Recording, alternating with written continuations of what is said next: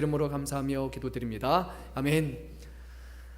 네, 우리 교육부서 수련회 잘 끝마쳤습니다. 한 사람에 의해서 이루어지는 수련회는 없고 모든 성도들의 또 기도와 또 헌신과 또 수고가 맞물려서 무엇보다 하나님께서 이 모든 것을 다 이끌어 주시기 때문에 잘 끝마치는 것 같습니다. 수고하신 모든 분들께도 감사드리고, 네, 또 우리에게 주시는 사명 기억하면서 수련회가 끝이 아니라 여기서부터 시작해서 우리 아름다운 공동체를 또 잘 이뤄나가면 좋을 것 같습니다. 청년분들은 괜찮아요? 네, 어제 일정이 좀 빠듯했습니다. 잠을 안 자가지고 보니까 막 한 2시간 자고 어디 또 스키장 가가지고 그래서 많이 힘들었을 것 같아요. 어제 밤에도 또 늦게 왔는데 염려를 했어요. 오늘 이 자리에 못 오지 않을까 했었는데 제가 보니까 빠진 사람 없죠. 네, 없고 또 하나의 염려는 조이지 않을까라는 염려도 있는데, 네, 잘 하리라 또 생각을 합니다. 우리가 지난 시간에 나눴던 말씀을 보게 되면요, 사도 바울은 이렇게 고백을 합니다. 우리는 몸으로 있든지 떠나든지 주를 기쁘시게 하는 자가 되기를 힘쓰노라 라고 그렇게 고백을 했습니다. 사랑하는 성도 여러분, 어떻습니까? 하나님을 기쁘시게 하는 것, 이것을 위해서 힘쓰고 계십니까? 힘 안 쓰시네요. 자, 오늘 이 자리에 오셔서 하나님 앞에 예배 드린 것 왜 드렸습니까? 주님을 기쁘시게 하기 위해서이지 않습니까? 또 이 시간에도 여기 집에 갈까 말까 하는 그런 마음이 어쩌면 갈등이 있었을 수 있을 텐데, 그래도 이 자리에 나와 있는 것, 자리를 앉아야 사람들이 내 얼굴을 알기 때문에, 주시는 직분 때문에 단순히 그것이 아니라 하나님을 예배하는 것 자체가 하나님이 기뻐하시는 것이기 때문에 이 자리로 나와오셨으리라 저는 믿습니다. 믿어 의심치 않습니다. 네, 그렇죠. 또 우리가 열심히 사역하는 일 또한 하나님의 영광을 위해서 또 주님의 기쁨을 위해서 하는 것입니다. 그 일을, 그 마음의 중심을 잃지 않을 때 우리가 이 땅에 하는 모든 수고가 우리의 영광이 아니라, 우리 자신을 자랑하는 것이 아니라 정말로 주님의 영광, 주님의 은혜라는 것이 온전히 드러나게 될 것입니다. 지난 시간에 사도 바울은 왜 이렇게 주님을 기쁘시게 하는 사람이 되는가 막 이렇게 얘기를 하면서 단순히 그냥 이 땅에서만이 아니라 우리가 죽게 되면 모든 것이 다 하나님이 심판하실 때가 있다라고 그렇게 얘기를 했어요. 예수 그리스도의 심판대 앞에 다 나아가게 될 거고, 그때 주님은 모든 것을 선악간에 판단하실 것이다 라고 얘기했는데, 여기서 말할 때 사도 바울이 말하는 그 판단은 선과 악 중에 선에 가까운 거예요. 하나님을 기쁘시게 하는 것이고, 하나님은 그 기쁘게 하는 것에 대해서 우리를 평가할 것이다 라고 그런 맥락에서 얘기하는 거예요. 그래서 우리 성도 여러분들은 그런 기대를 가지면 좋을 것 같아요. 주님이 아셔서 우리가 하는 모든 수고와 우리 하는 모든 사역이 하나님이 가장 좋게 이것을 인정하시고 판단하실 때가 있을 것이다 라는 그런 기대를 한편에는 분명히 가져야 할 것입니다. 죄에 저들지 않기 위해서, 심판받지 않기 위해서 살아가는 사람들이 아니라 우리는 하나님께 받을 상급이 있고 하나님이 칭찬하시는 때가 있다는 것을 기억하면서 그렇게 하루하루 살아가는 사람들이에요. 눈에는 어쩌면 안 보일 수도 있어요. 하지만 주님만이 보실 수 있는 상급 게이지가 있을 수도 있어요. 그래, 잘했어 막 우리 교회학교 그렇게 하잖아요. 아이들에게 달란트 하나하나 이렇게 주고 하는 것처럼 우리 모든 사람들이 주님 앞에 받을 상급이 있다는 것을 저는 기억하면 좋을 것 같습니다. 모르겠어요. 어떤 방식으로 주님이 우리에게 상급을 예비하실지, 그 상급의 방식이 어떻게 될지 전혀 알지는 못하지만 분명 우리 주님은 상 주시는 하나님이시기 때문에 분명히 우리를 위해서 가장 기대한 어느 것보다 좋은 것으로, 우리 모두가 이해하고 만족할 만한 것으로 분명히 예비해 주셨으리라 그렇게 믿습니다.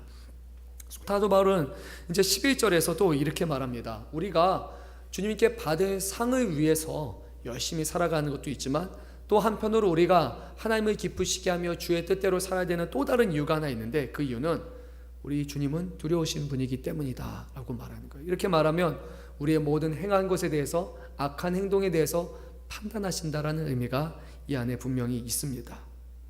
우리 모두가 그리스도의 심판대 앞에 나타나게 될 것이고, 잘한 것뿐만이 아니라 잘못한 것에 대해서도 주님 앞에 평가를 받을 때가 있다는 거예요.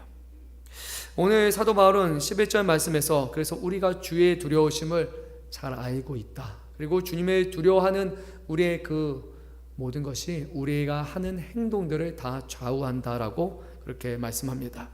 사랑하는 성도 여러분, 어떻게 주님을 두려워하고 계십니까? 하나님의 사랑을 알지만, 하나님은 사랑이시지만 또한 하나님은 모든 죄를 미워하시고 죄를 멸하시고 죄를 소멸하시고 죄를 반드시 심판하시는 하나님이라는 것을 우리가 안다면 우리는 주 앞에 설 때 두려운 마음을 또한 가져야 합니다. 우리의 생각, 우리의 판단, 우리의 모든 행동에 대해서 반드시 심판하실 분이 계시다는 거예요. 저는 한번 이것을 묵상하고 생각해 보니까요, 이게 교회에게 더 중요한 것이라는 생각이 들었어요. 왜냐하면 세상에서는요, 우리가 어떤 문제가 발생하게 되면 그 시비를 가릴 수 있는 아주 편한 방법이 있어요. 뭐죠? 뭐를 따라서 하면 되죠? 법이 있어요. 그렇죠? 그래서 법대로 해. 법대로 하면 되는 거예요. 법에 따라서 모든 것이 다 결정이 나는 거예요. 근데 교회는요, 법도 있는데 법뿐만이 아니라 또 다른 게 있어요. 사랑이라는 게 있어요. 용서라는 게 있어요. 그러니까 우리의 마음에 딜레마가 생기는 거예요. 세상 법대로 하면은 야, 이거는 잘못했으니까 처벌받아야 되고, 나에게 누가 모욕을 줬어 그러면은 뭐 얘기하면 되는 거예요. 명예훼손으로 하면 되는 거예요. 그리고 누군가 나에게 어떤 해했어, 안 좋은 말을 했어, 그러면은 그 부분을 그대로 세상 법정에 들고 가면 세상 법대로 하면 되는 거예요. 근데 대부분의 성도님들은 그렇지 않아요. 교회에 와서 누군가가 함부로 얘기하는 것, 또 교회 안에서 상처받는 것, 교회에서 일어나는 좀 그런 일들에 대해서 분명히 이게 법대로 하면 좀 그렇지만 우리는 믿는 사람인데, 그래서 이런 상처, 이런 어려움들을 사랑으로 우리가 용서해야 되지 않냐, 우리가 오래 참고 인내해야 되지 않냐라는 그런 마음을 분명히 우리는 갖고 있을 겁니다. 그래서 위험한 건 이거예요. 자칫 사랑이라는 것이 모든 행동을, 모든 죄와 모든 잘못을 다 용납하고 다 이해하는 것처럼 그렇게 오해받을 수 있다는 거예요. 가령 누군가는 계속해서 잘못해요. 근데 누군가는 사랑하라, 사랑하라, 용서하라, 용납하라 하는 거예요. 그러니까 그 사람이 나에게 상처 주는 것, 잘못하는 것까지도 다 내가 용서하고 내가 다 용납해야 되고, 근데 그 사람은 전혀 바뀌지 않아요. 그냥 여전히 자기 하고 싶은 대로 하고 자기 주장대로 하고 자기 자신을 앞세우고 계속 상처를 주며 살아가요. 그런데 계속 내가 말씀을 보니까 사랑하라, 용서하라, 인내하라, 오래 참으라 이런 말씀이 오다 보면은 결국에 그 말씀 때문에 아무 말을 하지 못하고 마음속으로 끙끙끙끙 앓는 이들이 많죠. 그 가운데서도 성도들은, 믿음이 좋은 사람들은 기도하면서 인내하고 오래 참을 거지만 한편으로 그런 행동들이 우리의 신앙과 우리의 삶에 큰 상처를 준다는 것을 우리는 압니다.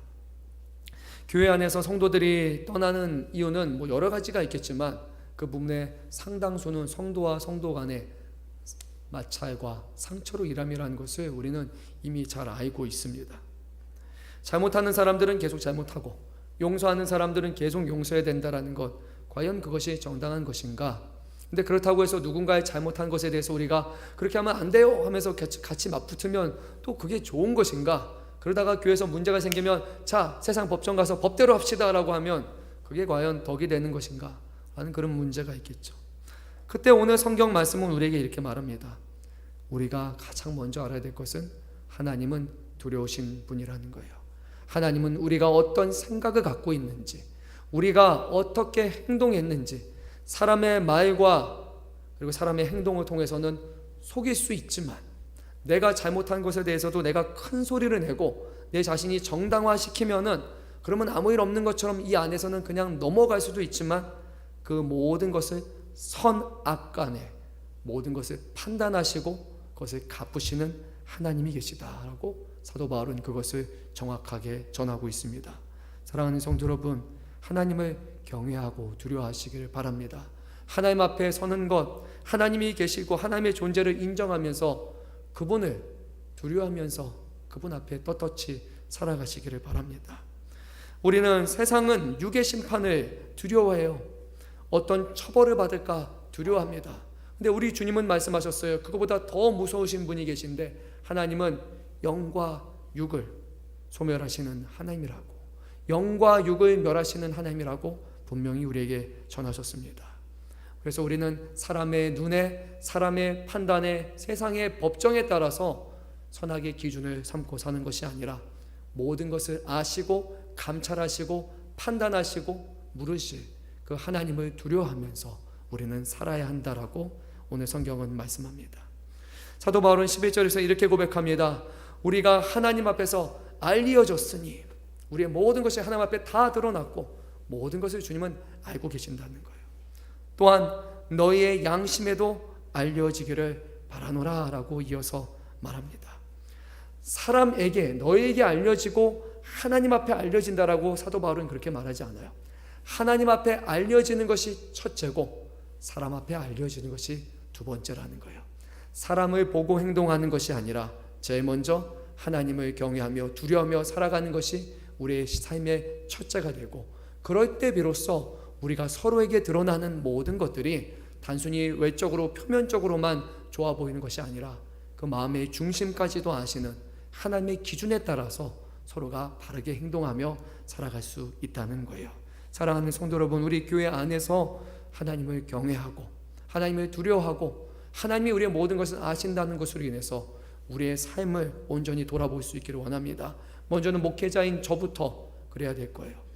완전하지 못하고 흠도 많고 실수도 많이 하지만 그럼에도 불구하고 하나님이 계심을 알기에 또 말씀을 묵상하다가 이러면 안 되겠구나, 저렇게 하면 안 되겠구나, 또 이러면 또 하나님이 기뻐하지 않겠구나 라고 스스로 또 그 앞에 회개하고 반성하고 살아가는 그것이 목회자인 저에게 주시는 첫째 되는 것이고, 우리 사랑하는 성도 여러분들도 우리의 연약함과 우리의 잘못이 당연한 것이다 라고 생각할 것이 아니라 하나님 앞에 잘못된 것이라면 그것을 끊고 그 가운데서 돌아서서 하나님이 기뻐하시는 성령의 사람으로 우리가 반드시 거듭나야 할 것입니다. 우리 안에 누가 살아계신다고 말씀합니까? 예수 그리스도, 그분이 보내신 영이 우리 안에 계세요. 여러분, 이것을 믿으십니까? 성령이 우리 안에서 죄를 범하는 것을 기뻐하실까요? 성령이 우리 안에서 잘못된 길을 가는 것을 원하실까요? 주님이 우리 안에 계신다면 어찌 우리가 악한 것과 잘못된 것과 미워하는 것과 상처 주는 것과 그릇된 것을 우리가 반복적으로 행할 수 있겠습니까? 실수할 수 있을 것이고 연약하기 때문에 넘어질 수도 있을 것이지만 우리의 마음의 중심은요, 하지 않으려고 씨름해야 되는 거예요. 우리의 육신을 쳐서 복종시켜서라도 하나님, 내가 주인이 아니라 내 정욕과 내 기쁨이 아니라 오늘도 나를 통제하시고 나를 이끌어 주시고 나를 제한하셔서 성령의 애들이 일어나기 원합니다. 열매 맺는 삶을 살아가기 원합니다. 사람들을 세우고 사랑하고 섬기는 일들을 내가 하기 원합니다. 내 마음은 안 돼요. 하지만 주님이 기뻐하시는 것이라면, 그리고 그것을 위해서 내가 살아가기 원합니다. 우리는 그렇게 고백하며 살아야 할 것입니다. 그 안에 주님은 놀라운 일들을 이뤄주실 것이고 죄를 싸워 이기며 하나님의 영광을 드러내는 귀한 하나님의 사람들로 우리를 점점 세워나가셔서 결국 우리의 모든 삶과 우리의 성품이 예수 그리스도에 닿는 그런 그리스도의 장성한 분량에 이르기까지 주님은 우리를 변화시키고 성화시켜 주실 것입니다. 주님은 그것을 보기 원하세요. 옛사람의 모습으로 하나님을 알지 못하는 모습으로 살아가던 우리들이 그리스도 안에서 새 피조물이 되어서 새 사람이 되어서 과거의 연약함과 잘못된 것은 다 뒤로 떨쳐버리고 이제는 거기서 돌아와서 하나님이 기뻐하시는 삶으로 살아가는 것을 보기 원하시는 거예요.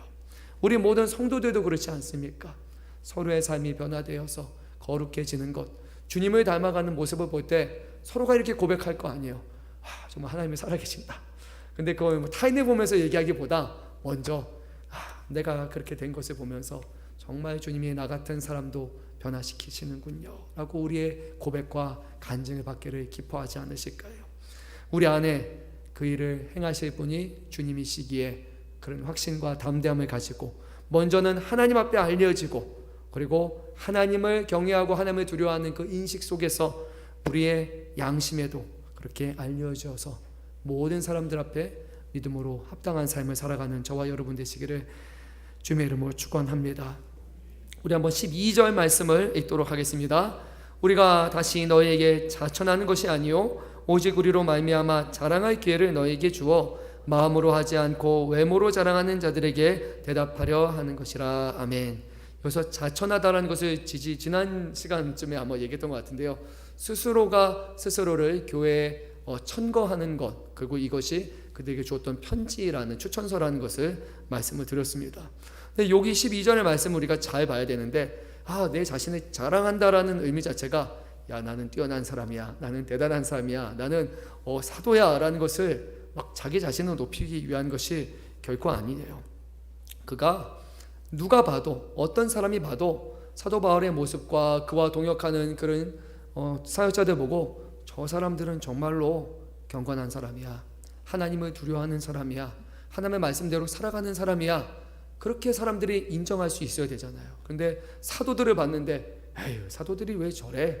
그리고 예수님의 제자들이 뭐 저렇게 믿음이 없어?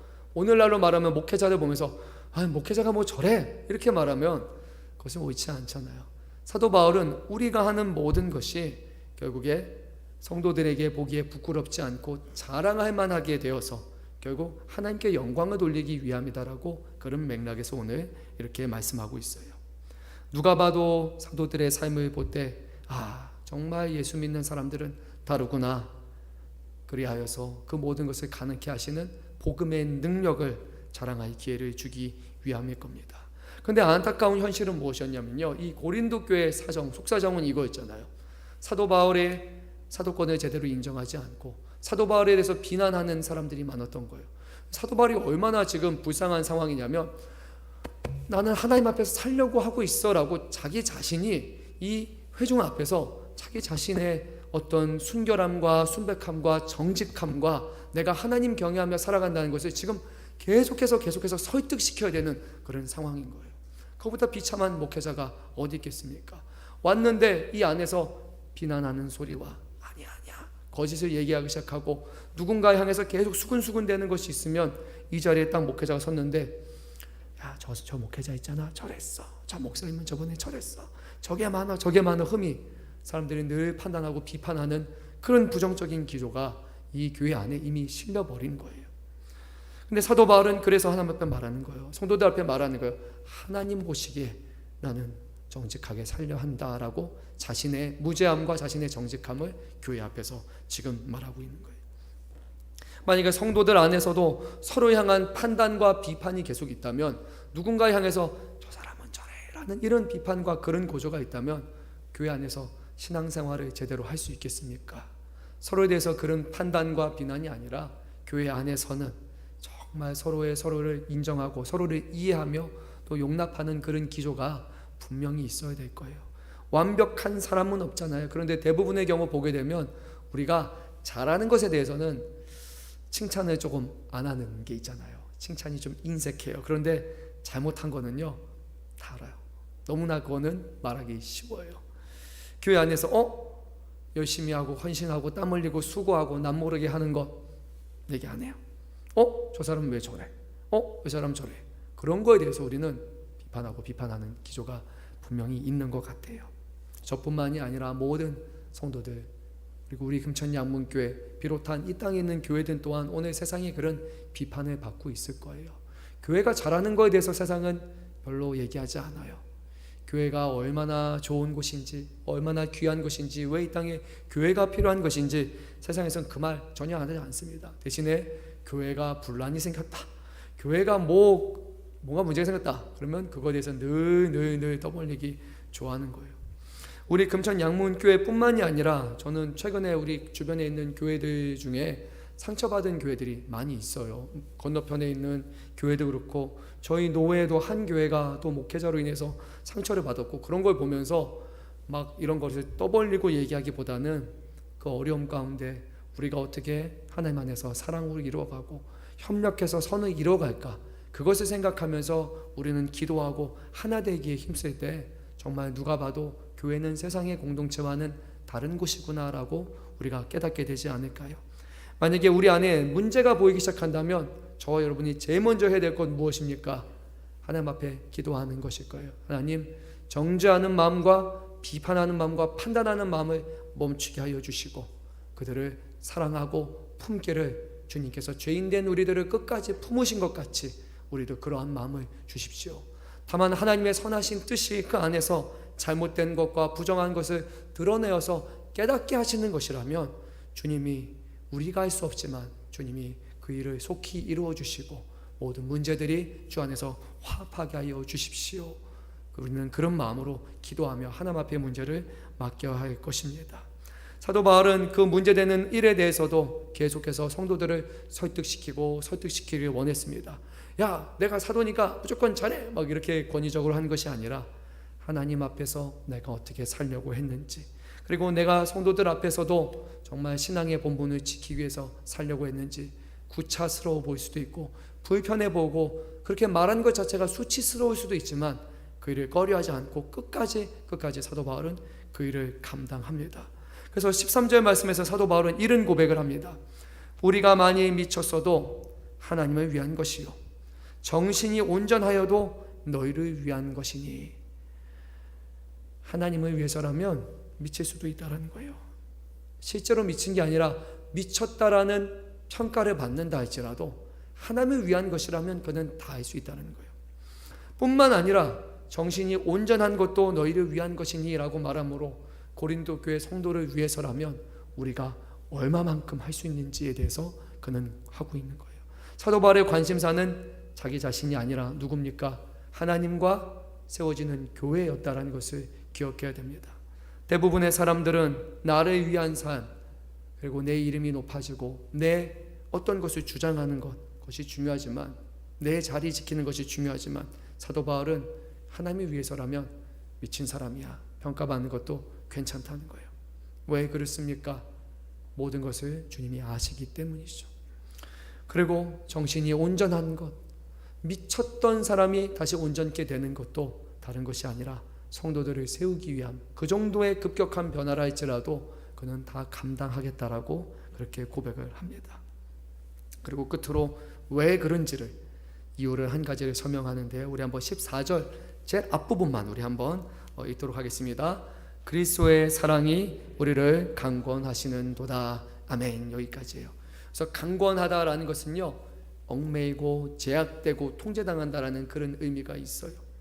다른 것이 아니라 그리스도의 사랑이 너무나 뛰어나시기에 그 사랑을 우리가 알기 때문에 다른 생각과 다른 마음이 있다 할지라도 그리스도의 사랑만 생각하면 할 수 있습니다 라는 것이 그런 고백이에요. 사랑하는 성도 여러분, 하나님의 사랑을 경험하지 않고 살아가고 하나님의 사랑을 우리가 날마다 느끼지 못하고 살아가는 그리스도인보다 불쌍한 사람은 없어요.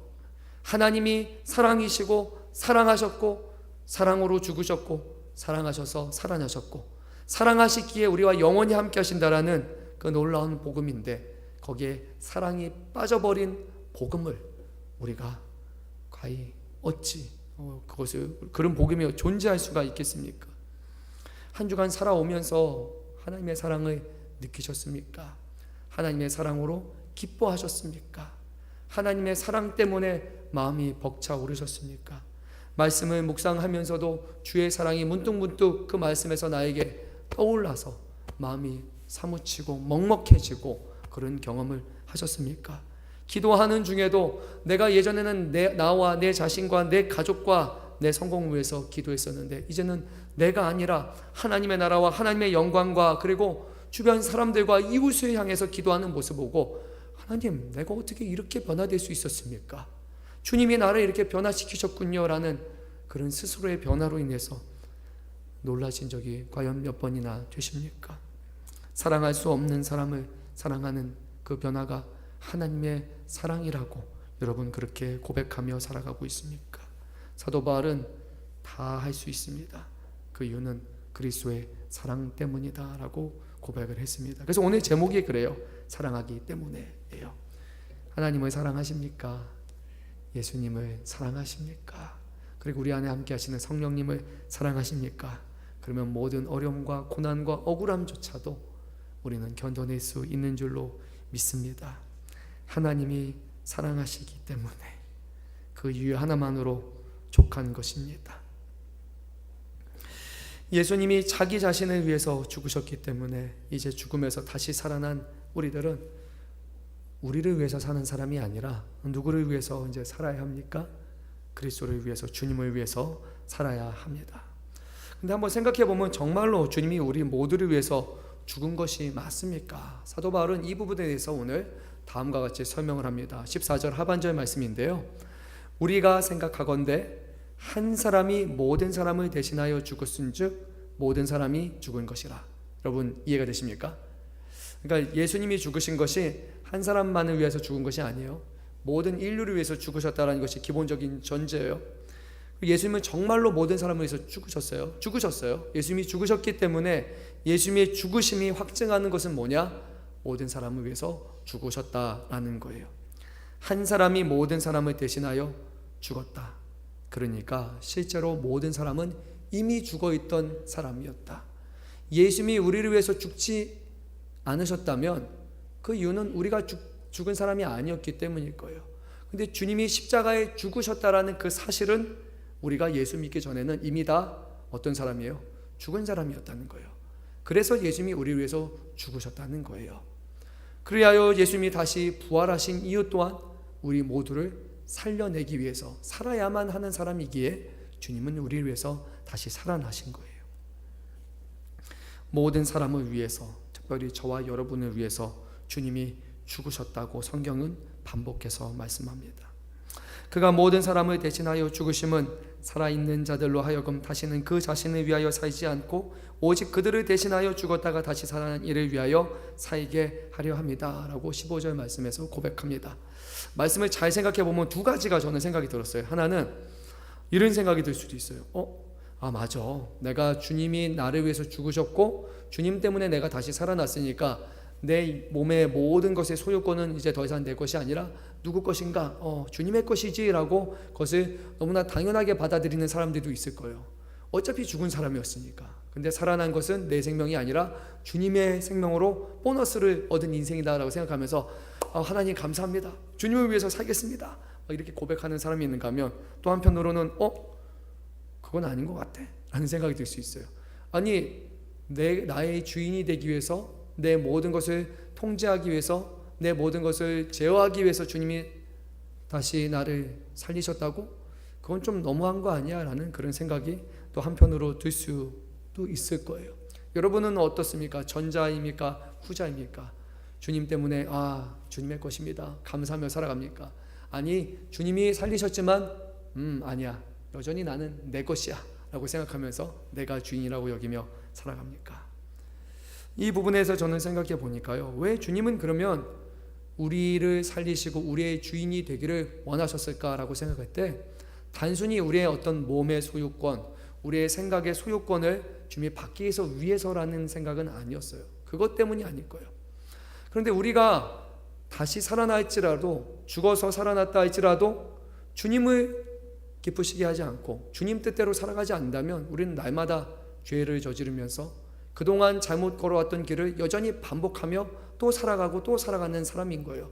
내가 죽었다 살아났음에도 불구하고 내가 여전히 주인이라면 나는 옛사람, 옛 모습, 옛 육체의 삶을 반복하며 살아갈 수밖에 없는 거예요. 근데 예수님이 그게 아니야, 내가 너의 주인이야 라고 말씀하시는 것은요, 주님께서 책임을 지고 우리의 삶, 우리의 생각, 모든 것을 주관하시겠다는 거예요. 우리 스스로는 죄 저지르며 반복하며 살아갈 수밖에 없기에 그것을 멈추기 위해서 내가 대신 너의 주인이 되겠다, 이제는 너는 내 것이고 내가 붙들겠다라는 거예요. 다른 말로 하면 우리의 구원을 확실하게 하시기 위해서, 확증하시기 위해서 주님은 내 것이라라고 우리를 칭하시는 겁니다. 사랑하는 성도 여러분, 하나님의 것이 된 것, 예수 그리스도의 소유가 된 것에 우리는 감사해야 돼요. 그렇지 않다면 우리는 또 죄를 저지르며 또 죽음을 향해 나아가는 사람이 될 수밖에 없기 때문이에요. 하지만 이제 여러분 안에 예수 그리스도가 주인이 되셨기에, 예수님이 여러분을 다시 사셨기 때문에 여러분이 생각하는 것, 행동하는 것, 그 모든 것은 주님의 통제를 받을 수밖에 없어요. 원치 않는 길을 가게 되면 부딪히게 될 거예요. 주님은 그 길이 아니라고 말씀하실 것이고, 그 길을 끝까지 가는 사람들에게는 주변의 상황을 통해서 정말로 그 일을 멈추게 하실 것이고, 잘못된 길을 되돌아가도록 주님은 반드시 이끄시는 거예요. 왜냐하면 우리가 주님의 것이기 때문이에요. 죽을 수밖에 없는 이들을 살리기 위한 주님의 강권적인 수단이 바로 우리의 주인이 되신 것, 우리의 소유권을 가지신 것이라는 그런 생각을 저는 할 수밖에 없었습니다. 이런 극단적인 방식을 통해서 주님이 선을 이루셨기 때문에 우리는 더 이상 육신에 따라 살지 아니하고, 그리고 과거에 그랬다 할지라도 우리는 그것을 깨닫는 순간부터 더 그렇게 하지 않겠노라라고 고백합니다. 우리 한번 16절 말씀을 한 목소리로 읽도록 하겠습니다. 그러므로 우리가 이제부터는 어떤 사람도 육신에 따라 알지 아니하노라. 비록 우리가 그리스도도 육신을 따라 쓰나 이제부터는 그같이 알지 아니하노라. 아멘. 예전은 예수님을 아는 것도 육신에 따라 알았지만 이제는 육신과 육체 속에서 사는 것이 아니라 우리 안에 거하시는 성령을 통해서 주님의 진실되게 알아가게 되는 것, 그것이 우리 안에서 이루시는 역사입니다. 그래서 누구든지 그리스도 안에 있으면 새로운 피조물이 된 거예요. 저와 여러분은 새로운 피조물이에요. 예전의 모습에서 조금 바뀐 사람들이 아니에요. 변화된 사람들이 아니에요. 죽었다가 주님으로 인해서 새롭게 만들어진 창조된 사람들이라는 것을 기억해야 돼요. 그렇기 때문에 우리는 이렇게 고백을 하게 됩니다. 이전 것은 지나갔다 라고 말입니다. 지나간 것 다시 붙잡으려고 하지 마세요. 예수 믿기 전에 어땠는지, 예수 믿기 전에 어땠는지, 과거의 어떤 영광, 과거에 내가 기뻐했던 것, 즐거웠던 그런 것 이제 아니라 그 모든 것은 이미 차 떠난 거예요. 옛날 일이에요. 그게 아니라 이제는 새 것이 되어서 새로운 삶을 살아야 합니다. 우리 한 사람 한 사람을 새롭게 하시기 위해서 주님이 모든 것을 내어주셨기에 우리는 옛사람의 모습을 반복하지 않고 하나님의 사랑, 그리스도의 사랑이 우리를 강건케 하심을 믿고 주님의 뜻 가운데 살아가야 할 것입니다. 우리 사랑하는 성도 여러분, 교회를 세우는 것이 참으로 쉽지 않은 것 같아요. 교회 안에 와서 하나님을 예배하는 도중에도 우리의 마음은 여러 가지 생각을 갖게 됩니다. 하나님만을 바라봐야 되는데 하나님을 바라보는 것이 도무지 쉽지 않습니다. 또 하나님을 기쁘시게 하는 삶을 살겠노라 또 이곳에서 말씀 듣고 다짐했지만 또 이제 돌아가서 보면은 또 다시 우리의 옛사람의 모습이 나오는 것 같아요. 예전의 혈기, 예전의 생각들, 그런 잘못된 습관들이 늘 우리 안에서 계속해서 우리의 마음을 충동을 일으키는 것 같습니다. 하지만 우리 주님이 여러분들 저를 주님의 것으로 삼으셨기 때문에 우리의 육체의 소욕에 따라 살아가는 것이 아니라 하나님이 기뻐하시는 뜻에 따라서 우리가 살아가야 할 것입니다. 그리고 그 길을 살아가는 인생이 결코 실패하는 인생이 아니라 결코 잘못된 인생이 아니라 하나님이 인정하시고 하나님이 기뻐하시는 길임을 믿어 의심치 않으시기를 바랍니다. 세상 사람들이 뭐 자랑하고 뭐 이랬다 그런 거에 너무 갈 거 없어요. 지나갈 거예요. 잠시뿐입니다. 기쁨도 행복도 세상 사람들이 자랑하는 것도 그때뿐이에요. 다 주님은 말씀하셨어요. 썩어질 것이라고 말씀하셨어요.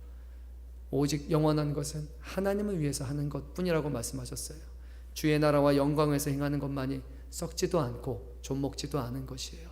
이 땅이 어떤 지혜와 명예와 가진 집, 재산, 그동안 쌓아올린 모든 것 주님 앞에 가져갈 수 없습니다. 하나님 앞에 아무것도 내세울 수 없어요. 주님 앞에는 그냥 고개를 숙이고 주님 나는 죄인입니다. 나는 연약한 사람입니다 라고 그렇게 말할 수밖에 없을 거예요. 정말로 주님을 인정하고 살아가고 썩어질 것이 아니라 영원한 것을 위해서 삶의 우선순위를 두는 저와 여러분 되시기를 바랍니다. 우리 청년분들은 이번에 수련회 하면서 저희가 좀 나눴던 내용이에요. 그렇죠. 좀 늦어서 못 오신 분도 있지만 우리가 직업적 소명에 대해서 좀 다뤘어요. 기억나죠? 네, 이제 온 분들은 기억은 나는데 중요한 것은 까먹을 수도 있겠지만 중요한 건 우리가 어떤 직업을 갖느냐, 세상 사람들이 보기에 좋은 직업이냐 그것이 중요한 것이 아니라 하나님이 우리에게 주시는 모든 직업은 최선의 것을 주셨고 우리는 그 주시는 사명 가운데 하나님의 영광을 위해서 살아가고 또 주님이 이 세상을 또 우리가 선한 일을 행하기 위해서 공공의 선을 위해서 살아가는 것 그것을 잘 감당하고 있다면 하나님은 그것으로 우리를 평가하실 것이다 라는 것을 기억하면 좋을 것 같아요. 늘 요즘 우리가 언론 매체를 통해서 보는 것 누가 어느 뭘 했다더라, 사람들이 뭐를 샀다더라, 누구는 어디 갔다더라, 자꾸 그런 것들에 우리가 너무나 익숙하고 노출되는 것 같아요. 그래서 우리도 꼭 그렇게 살아야 되는 것처럼 그렇게 여겨지는 것 같아요. 근데 우리 믿는 사람들의 생활 방식은 전혀 달라요. 세상에 판단하는 기준이 아니라 세상의 성공과 가치로 우리를 주님은 판단하지 않으세요. 주님 보시기에는 다 그것을 뭐라고 여길까요? 사도 바울의 고백처럼 배설물이라고 말할 거예요. 이 땅에 있을 것은 다 썩어져 사라질 것이기 때문이에요. 하나님을 위해서 하는 것만이 영원한 거예요.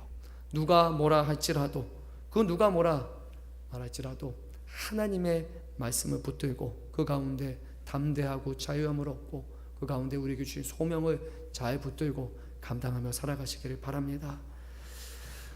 우리 함께 기도했으면 좋겠어요. 특별히